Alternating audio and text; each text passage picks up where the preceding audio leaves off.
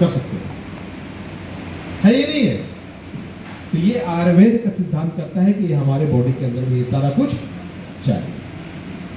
हम लोग किसी न किसी रूप में दे रहे हैं, दे रहे कि नहीं दे रहे हैं, लेकिन अगर इसको विस्तार से देखा जाए कि हम लोग किस तरीके से दे रहे हैं, इसको कैसे देखरेख कर रहे हैं, तो पता चला कि अभी प्रेजेंट में हमारा शरीर जो है वो सारा इस पे निर्भर नहीं है, हम लोग ऐसा कर नहीं पा रहे हैं। अब नहीं करने के कारण आपके शरीर के अंदर में, हमारे शरीर के अंदर में ये परिवर्तन आ चुका है, लाइफ स्टाइल खराब हो चुका है, और खराब होने के कारण हमारे शरीर के अंदर में रोग का रूप आ चुका है। यस यू नो, किसी ना किसी तरह के तो रोग बॉडी के अंदर में है। कोई आदमी ऐसे है क्या जो खड़े होकर कह सकते हैं कि हम बिल्कुल निरोग हैं? एक आदमी कह सकते हैं कि हम बिल्कुल निरोग हैं, ये मन से कह रहे हैं लेकिन तन से नहीं है। मन से तो कह रही है कि हम हैं, लेकिन तन इनका साथ नहीं दिया, क्योंकि ये बैठे के बैठे रह गए, हाथ उठा दिया। तो पता चला कि इनका जो शरीर है वो पूरा साथ नहीं दे रहा है। एक जोरदार तालियां फिर भी होनी चाहिए उनके लिए। कहने को कह देते हैं लेकिन है ऐसा नहीं है। हमारा शरीर आज के वातावरण में बिल्कुल रोगी बन चुका है किसी न किसी रूप से, अगर हम उसको बढ़िया से देख लेते हैं। नेक्स्ट आते हैं, अब आती है बात कि हमारे शरीर के अंदर में इतना सारा प्रॉब्लम तो आ गया है, अब इसको बाहर कैसे निकाला जाए? बाहर निकालने का रास्ता होना चाहिए। तो आयुर्वेद के सिद्धांत में बताया गया है कि इसको कैसे बाहर हम निकाल सकते हैं। जानना चाहेंगे? आ तो रहा है ये सारा लाइफ स्टाइल से, आचार विज्ञान सबसे आ गया, लेकिन इसको हम बाहर कैसे निकालेंगे? तो पता चला कि नेक्स्ट में जो बताया गया है आयुर्वेद के अनुसार सबसे बेहतर विकल्प जो है क्या है? बेहतर विकल्प वो है पंचकर्म। बिना इसके आयुर्वेद कंप्लीट है क्या? नहीं। ये तभी किया जाता है जब आपका बॉडी जो है डिसऑर्डर में चला गया, आपके शरीर के अंदर में रोग आ गया, तो आपके शरीर को शोधन करके, अगर प्रॉब्लम में आ गए हैं ज्यादा, तो आपको शरीर के अंदर में शोधन कर करके इस शरीर से गंदगी को बाहर निकाला जाता है और आपकी बॉडी को रिवाइव करके फिर से तरोताजा और जवान बनाया जाता है। क्या सबके पास ये अवेलेबल है आज के समय में? सब जगह पर ऐसी व्यवस्था है? पता चला कि आज के समय में नहीं। नेक्स्ट, लेकिन होना चाहिए। दूसरी जो सलाह दी जाती है कि आप अपने शरीर के अंदर में आयुर्वेद के अनुसार जो जड़ी बूटियां, उसको अपने शरीर के अंदर में, जो बताया था मैंने कि ऋतु के अनुसार, समय के अनुसार अपने शरीर के अंदर में उस चीज को हम लोग डालते हैं, तो उसका न्यूट्रिशन मिलेगा और जो डिटॉक्सिफाई करने की जरूरत थी वो सारा कुछ। तो क्या इस तरह का चीज हम लोग इस्तेमाल करते हैं या नहीं करते? यस यू नो, करते हैं। बहुत अच्छी बात है। नेक्स्ट,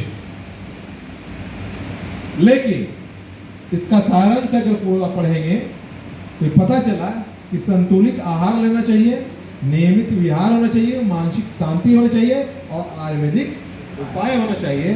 अगर इन सारी चीजों पर अगर हम कार्य करते हैं तो हमारे दीर्घ आयु और स्वस्थ शरीर बनने में कोई रोक सकता है क्या? रोक सकता है। लेकिन क्या हम लोग इसमें काम कर रहे हैं? इसमें काम कर रहे हैं? सुनो, कर रहे हैं। हम लोग इसी सेक्टर से आते हैं, तो हम लोगों को इन सारी चीजों पर उपाय करना होगा और इसकी हमारी चाहत भी है। चाहत तो है कि हमें लंबी करें, तो इसकी चिकित्सा के बारे में जानते हैं, थोड़ा सा संक्षेप में बात करेंगे। तो पता चला कि इन सारी चीजों को बैलेंस करने के लिए प्रॉब्लम आ गया, तो चिकित्सा पद्धति जो हमारे सामने जो मौजूद है, इसके अंदर क्या है, कैसे हम इसको निरोग करते हैं? तो पहला चीज जो आता है वो आयुर्वेद, एक नंबर पे क्या है? आयुर्वेद। लेकिन आज के समय में हम लोग कितना दूर है इससे? बहुत दूर है, बहुत दूर है। था नंबर 1 पे, लेकिन आज हम लोग नंबर 0 पे उसको पहुंचा के रखे हुए।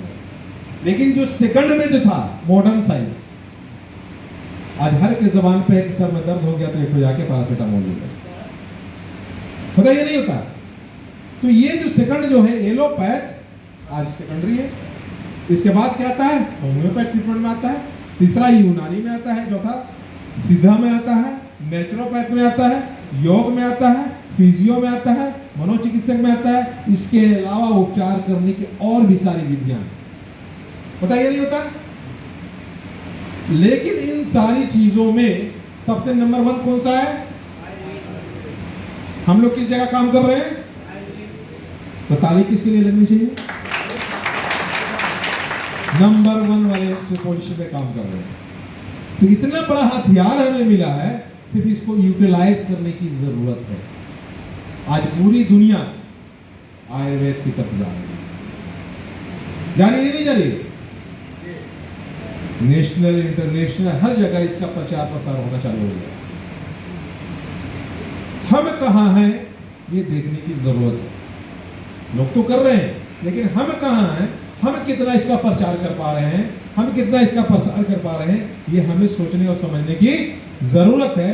और इस नीट आयुर्वेदा के माध्यम से हमें बेहतर करने का मौका मिल रहा है।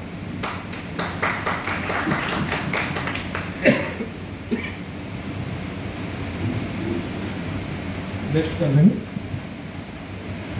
थोड़ा सा और संक्षिप्त लेंगे। थोड़ा सा आयुर्वेदिक जीवन जीना चाहिए या नहीं चाहिए? अपने आप को लाना चाहिए। अब इसमें एक चीज और, अभी हम लोग जो चर्चा किया था, आयुर्वेद का मतलब ही क्या होता है, इसको भी थोड़ा सा जान लो। आयुर्वेद का मतलब होता है आयु, जीवन प्लस वेद। यानी आपकी उम्र जो है, आयु, इस प्रकार जीवन जिंदगी के अंदर, और वेद, वेद में ज्ञान। यानी इसको 2 भागों में बांट दिया गया है। यानी आपकी जिंदगी और इसके बारे में आपका ज्ञान। कोई दूसरा लेगा या आप लेंगे? जिंदगी आपकी है, इसको ज्ञान किसके बारे में होना चाहिए? आपके पास होना चाहिए। लेकिन आज के समय में हम अपने लाइफ के बारे में ही कुछ नहीं जानते, और नहीं जानने के कारण कोई भी हमें सजेशन देता है, रिक्शा चलाने वाला भी सजेशन देता है कि आपको सर में दर्द हो गया तो ये खा लीजिए, तो खा लेते हैं। शरीर आपका, ज्ञान कोई और है। ज्ञान किसके पास होनी चाहिए? खुद के पास होनी चाहिए। तो आयुर्वेद का ही मतलब है कि आपको इसका ज्ञान होना जरूरी है। तो क्या ज्ञान लेना चाहिए? प्राचीन भारतीय चिकित्सा पद्धति जो शरीर, मन और आत्मा को संतुलन बनाए रखने पे जोर देती है। अभी हम लोगों ने जो बात किया, कुछ अलग हट की बात कर रहे थे क्या? बिल्कुल वही है। मतलब जहां भी जाएंगे तो पता चलेगा कि वही चीज हमें मिलने वाली है। तो मूल आधार क्या था? त्रिदोष था, धातु या पाठसायन, मल, अग्नि, जो भी मैंने बात किया था वो सारा है। इसी चीज को हम लोग आगे बढ़ेंगे देख कर करके। अब इसकी जो चिकित्सा की बात की थी मैंने, आयुर्वेद तो नंबर 1 पे था ना, नंबर 1 पे। लेकिन उसी के अंदर में 4 प्रमुख चीजें, आयुर्वेद तो कह दिया हम लोगों ने, लेकिन उसमें 4 चीजें हैं। उसको 4 भाग में बांटा गया है। इन चारों पे हमें इसको जानना और समझना होगा, तभी कंप्लीट हम आयुर्वेद पे जा सकते हैं। उन चारों चीजों में जो पहला जो बात थी वो शोधन था। यानी आपके शरीर के अंदर में जो गंदगी आए उसको बाहर निकालना। जो मैंने आगे बताया कि दोषों को क्या करना, वात कफ को बाहर निकाल लेना, जो पंचकर्म के माध्यम से वमन करा करके, विरेचन करा करके, बस्ती करा करके, नस करा के और रक्त मोचन यानी कपिंग कर करके, हिजामा करके आप उसको बाहर निकाल सकते हैं। कब? जब आपके शरीर के अंदर वो प्रॉब्लम आ चुका है, यानी गंदगी आ गई तो उसको बाहर निकालना है। तो सबसे पहला काम क्या करना होगा? शोधन करना होगा। दूसरी चीज है कि आप उसको शमन कर सकते हैं, यानी उसको बैलेंस कर सकते हैं। वो क्या होगा? दोनों को शरीर में संतुलित करना। आप उसको संतुलित में ले आइए, अगर ज्यादा कम बेशी हो गया है तो। और उसके लिए क्या होगा? आहार लेना होगा, यानी आप भोजन लेंगे, संयम बरतना होगा, औषधि लेगा, दिनचर्या, योग, ध्यान, यानी उसमें परिवर्तन लाए लाइफ स्टाइल में। और तीसरी जो है निदान, परिवर्तन करना है, रोग का मूल का कारण करना है, गलत खान पान से सब कुछ छोड़ना है। और चौथी जो चीज है सबसे नीचे में है वो है रसायन, जिसको रसायन चिकित्सा भी कहा जाता है, जो हम लोग डेली करते हैं। करते हैं या नहीं करते? नहीं करते। करते हैं लेकिन उसका तालमेल कुछ है नहीं, कुछ आता पता है नहीं। लेकिन हमारे पूर्वज जो हमारे शरीर का ज्ञान रखा करते थे वो इसी पे जोर ज्यादा देते हैं कि अगर आपने रसायन के बारे में अपने शरीर के अंदर में डालना और सीखना जान लिया तो आप अपनी लंबी आयु बढ़ा सकते हैं, वो अपने शरीर को फिट रख सकते हैं। और वो क्या था कि इसके लिए क्या करना है, शायद अश्वती चरण प्रसाद पराश जो बात कर रहे थे मैं